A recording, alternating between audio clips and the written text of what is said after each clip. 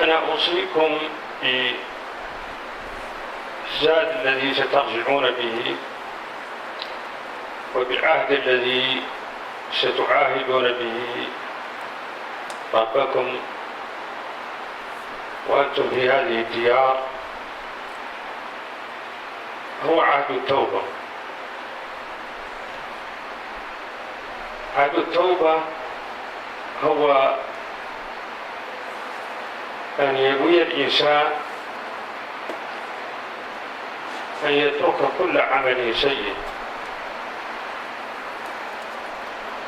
وهذا معناه وأتبع السيئة الحسنة تمحوها. يترك الأعمال السيئة التي يكون ارتكبها في حياته ويرجع بنية صالحة وبعمل صالح. في ديار المهاجر لدينا نوعان من العمل: عمل يتعلق بأنفسنا بعبادة ربنا، وعمل يتعلق بعلاقاتنا بالناس. بعبادة ربنا علينا أن نرجع بأذكار، علينا أن نرجع بزيادة عمل، بتلاوة القرآن. في السنة الماضية كنت أوصيتكم على كثرة الذكر، ذكرت لكم حديث سبق المفردون، قال ومن المفردون؟ قال ذاكرون الله كثيرا.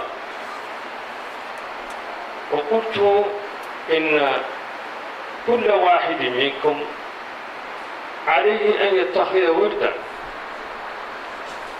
لا يعجز عن أن يقول لا إله إلا الله 100 مرة،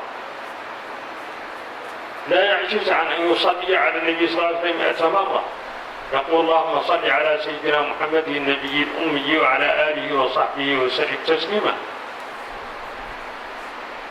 لا يعجز إنسان أن يقول سبحان الله وبحمده 100 مرة، أن يقول أستغفر الله العظيم وأتوب إليه 100 مرة.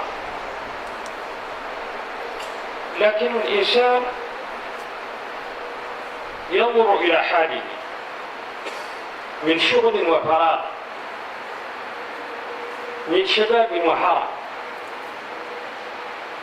الإنسان الذي يعمل قد يسامح، الإنسان الذي لا عمل له عليه أن يعوض هذا الوقت بالذكر وبتلاوة القرآن. الإنسان الذي كبر بالسن عليه أن يزيد، لأنه الآن يتوجه إلى الآخرة، وكل منا يتوجه إلى الآخرة، سواء كنتم شباب سواء نحن شيوخ. فعندما يصل إلى مرحلة من السن وعدم العمل عليه يذكر الله كثيرا، أن يقول لا إله إلا الله 1000 مرات مثلا في الصلاة، أن يزيد في الصلاة على النبي صلى الله عليه وسلم ويتلو القرآن، لا أقل أن يقرأ سورة ياسين في الصلاة ويقرأ جزءا أو جزئين ظهرا أو مساء، لا أقل أن يصلي ركعات في الليل مع الوتر، سواء كان قبل النوم أو بعد النوم. يعني أرجو أن كل واحد يكتب وردا يلتزم به، وأن يتقبل الله منا ومنكم، وأن يرزقنا الإخلاص في القول والعمل. لا بد من زيادة العمل. إذا كان يأكل الربا فإنه يحاول تخليص ماله من الربا. إذا كان يأخذ أموال الناس بغير حق عليه أن يرد للناس أموالهم المظالم التي بينه وبين الناس. عليه بعلاقته مع الناس أن يبنيها على الخلق الحسن، الكلمة الحسنة والعمل الحسن، وأن يؤمن جيرانه من المسلمين ومن غير المسلمين، من لا يأمن جاره بوائقه هذا موعود وعيدا شديد. فعليه أن يبث روح الأمن بين الناس، أن يكون المسلم محل ثقة وأمن وليس محل خوف وقلق. هذا أمر في غاية الأهمية. أنتم سفراء الإسلام فأظهروا الوجه الحسن للإسلام، أظهروا روح المحبة إنسانيته، أن تحب جميع الناس. وقد جاء في الحديث لا يؤمن أحدكم حتى يحب لأخيه ما يحب لنفسه. يقول العلماء تفسير الحديث لأخيه بالإنسانية، أن تحب لكل أخ، كما يقول الشبراقيتي، كما يقول ابن رجب في شرحه لهذا الحديث. فهذه روح المحبة علينا أن نبثها لنكون نورا يشع بين الناس، ولا نكون ظلاما حاركا ولا حريقا. المسلم عليه أن يكون أخا لإخوته بالإنسان، عليه أن يكون إيجابيا وليس سلبيا، أن يشارك الناس في انتخاباتهم، في أعمالهم الجيدة، في إنقاذ في معالجة المرضى، في إنقاذ الناس من الحريق، أن يكون إطفائيا يطفئ الفتن ويطفئ الشر. علينا أن نقدم أنفسنا بالقدوة الحسنة بالعمل الصالح. في كل فترة من التاريخ يقابل الإنسان في مسيرته تحديا. منذ بدء الخليقة كل فترة يحسب أهلها أن الزمن ولد اليوم. لا، الزمن لم يولد اليوم، ولن ينتهي إلى أن يشاء الله بنهاية الدنيا. في كل فترة فيها تحدي. التحدي في هذا الزمن هو تحدي المحافظة على الأخلاق، لأن الفردانية طغت على روح الجماعات.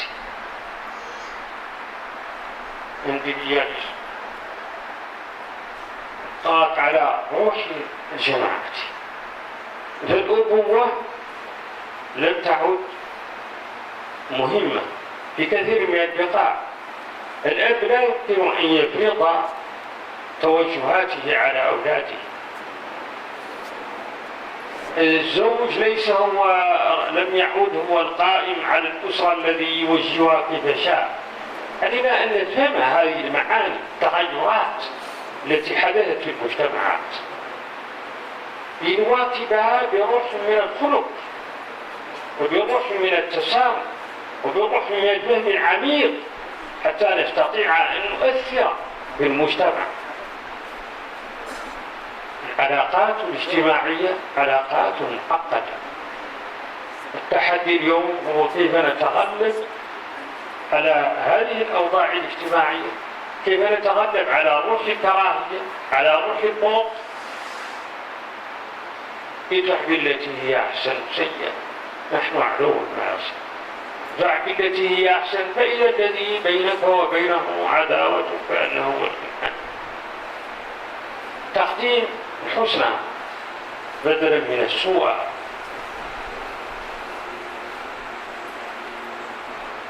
وأن ترحم حتى من ظلمك، لأن الذي يظلم الناس يحتاج إلى رحمة، إلى شفقة، لأنه شخص قد حاد عن الطريق، شخص مريض. هذا النوع من التعامل يحتاج إلى صبر، يحتاج إلى فكر، يحتاج إلى أنات، يحتاج إلى الاستعانة قبل كل شيء بالله سبحانه وتعالى. اللهم أعنا على ذكرك وشكرك وحسن عبادتك.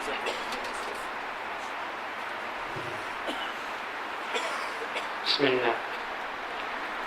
So the Shaykh said that his advice to you with this provision that you've gotten from this place and that you'll go back to, inshallah, to the places there you come from, he said, is to make a covenant with yourself, because the covenant that you make here is a tawbah. It's a covenant of tawbah. You come here to return to God, and your returning to God necessitates that you leave those things that you were doing that were displeasing to Allah subhanahu wa ta'ala before you came.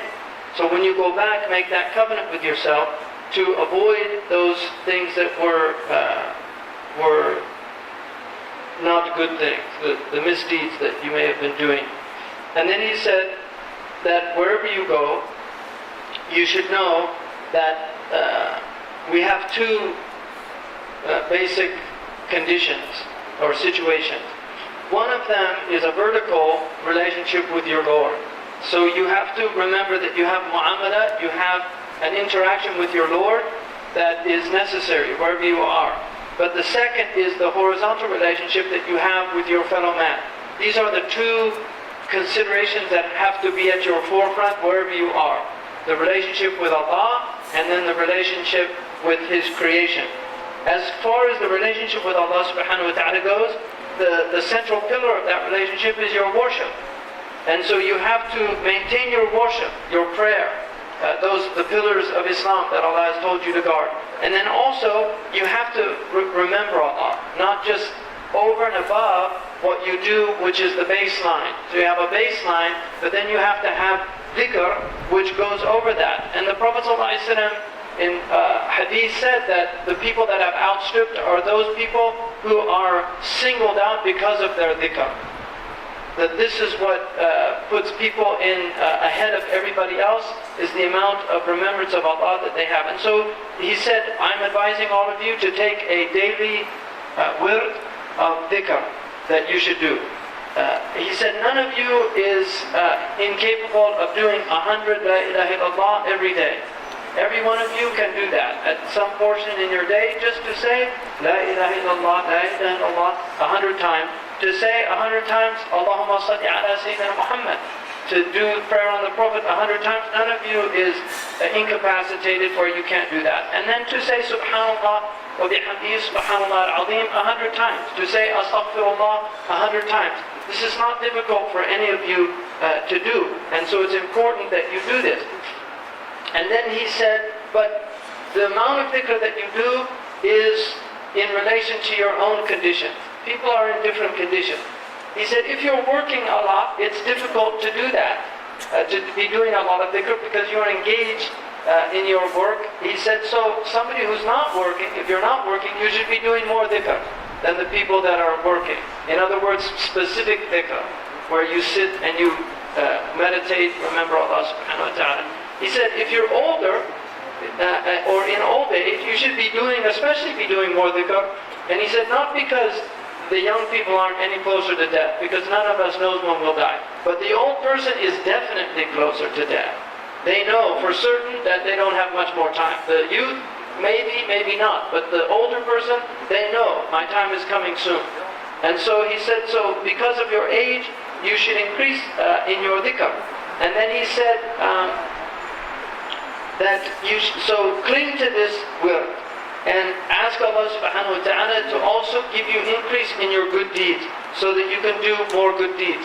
And then one of the aspects of your tawbah is to redress the wrongs that you've committed with other people. If you've taken money, to make sure that money goes back to them. There's certain huquq of people that you may have transgressed, and that needs to be redressed in order for a tawbah to be sound.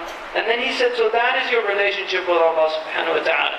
Your relationship with people is based on good deeds and good words. That you should speak well to people. Allah subhanahu wa ta'ala says to speak well to humanity. And he said also you should be in a place where you're a good neighbor. and your neighbors should feel safe from you. They shouldn't be worried about you, that you're going to harm them. And he said, so you should be somebody who provides security in a society. And then that to remember that wherever you are ambassadors for Islam. And the ambassador has to have the best of character because he represents his country. In your case, you represent a religion. Even though you're an individual, you're representing a religion. And so it's very important so that people should feel this. And he said, the Prophet ﷺ said, none of you truly believes until you love for your fellow man what you love for yourself.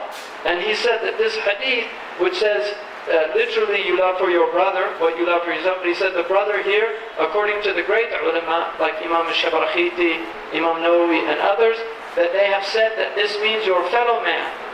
In other words, it includes the Jew, the Christian, the idol worshipper. It includes everybody. So you should want for them the good. And he said you shouldn't be a fire. You shouldn't be a tribulation for others. You should actually be a firefighter. You should be somebody that goes and puts out fire. He said it's very important also that you maintain a state of, a positive state of mind. Don't fall into negativity. Don't become negative, but be a positive person and think positively. It's very important. He said also help save people. People that need saving, save them. If you're a physician, treat people with that good intention to help people to regain their health. And then he said, the best thing that we can do is to present ourselves as a righteous exemplar. And this is the best thing that we can do with other people.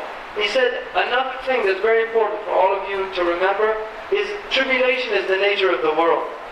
People now, they think, oh, this is the first time that the conditions have been like this. He said that look in the past and you will see there's always tribulation.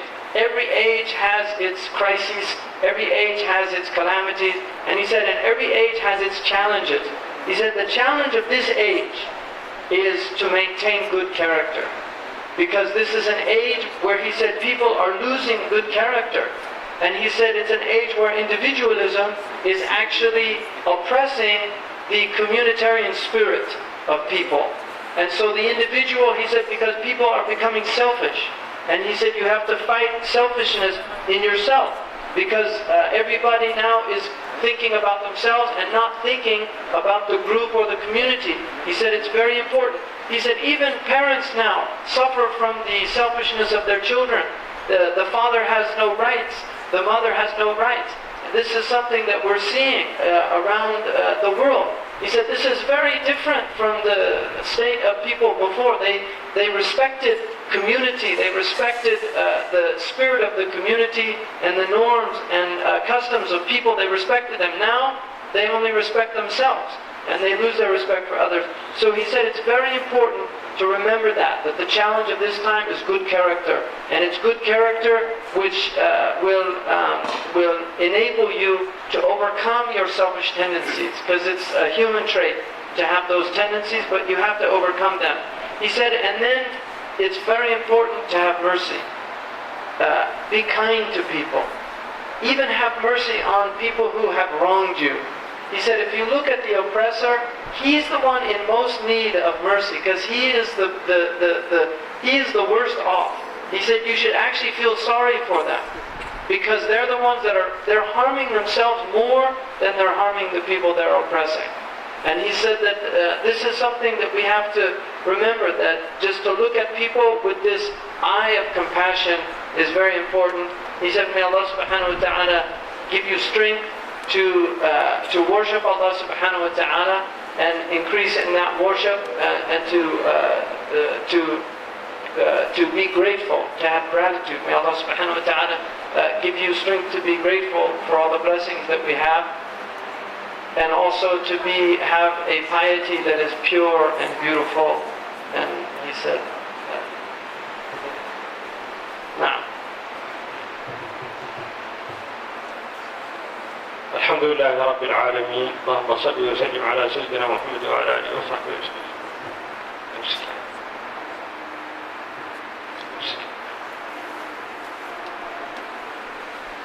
اللهم لك الحمد كما ينبغي لجلاله وشكواه عظيم سلطانه اللهم صل وبارك على سيدنا محمد وعلى آله وصحبه وسلم تسليما عدد ذراتكم. اللهم يا ربنا اغفر لنا على ظلمنا وتب علينا إنك أنت التواب الرحيم. اللهم اصلح قلوبنا وفرج كروبنا واغفر ذنوبنا واصلح شؤوننا واحسن عاقبتنا.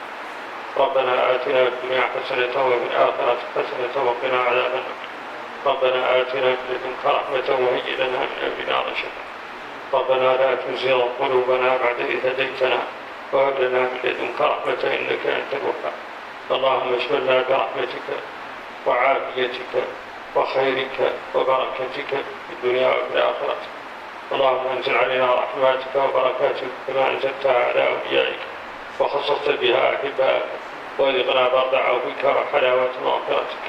اللهم اشر علينا رحمتك التي وسعت كل شيء وارزقنا منك محبة وقبولا وتوبة نصوحا وعافية تعم الحاضرين والغائبين الأحياء والميتين برحمتك يا أرحم الراحمين يا رب العالمين. يا أرحم الراحمين يا رب العالمين. يا أرحم الراحمين يا رب العالمين. سبحانك اللهم وبحمدك أشهد أن لا إله إلا أنت وحدك لا شريك لك ونستغفرك ونتوب إليك. وصلى الله Jazakallah khairan. Inshallah, may Allah reward Shaykh Abdullah bin Bayyah and the family. May you have a safe journey to Medina, inshallah.